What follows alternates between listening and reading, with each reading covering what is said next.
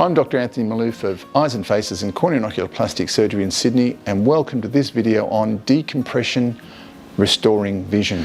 This is a story of an older lady with really bad thyroid disease, but you really didn't tell that she had that because the eyes were not bulging out.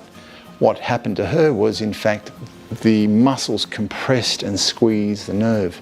Imagine when somebody squeezes your arm and you start to feel funny sensations, or when you rest on the nerve and get a funny elbow because you've lost the sensation. Well, that can happen permanently and affect your eyesight. So this is when we have to do something called an orbital decompression, going up through the nose to relieve the pressure in the eye socket.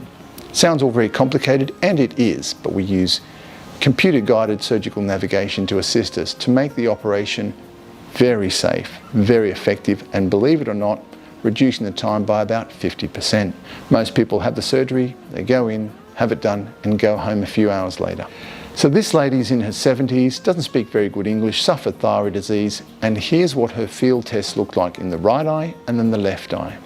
Let's have a look at the right eye, and you'll notice it is completely black. She'd lost vision and was legally blind. The left eye showed a very dense mottling of black.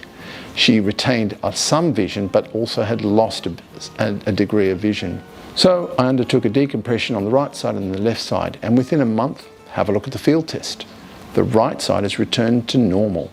She has lost vision permanently, unfortunately, because of her thyroid disease, but her field test has returned to normal, and she says she can see better, even though she can't read as she can with the left eye. Let's have a look at the left eye, and you'll see on this left eye that her field test has returned to normal and her vision has returned to 20/20 without glasses. This is the advantage of thyroid decompression surgery via a stereotactic approach up through the nose. We can get people a rapid return of vision. It's almost pain-free. Thanks for watching this video on orbital decompression surgery, and make sure you check out our website to learn more.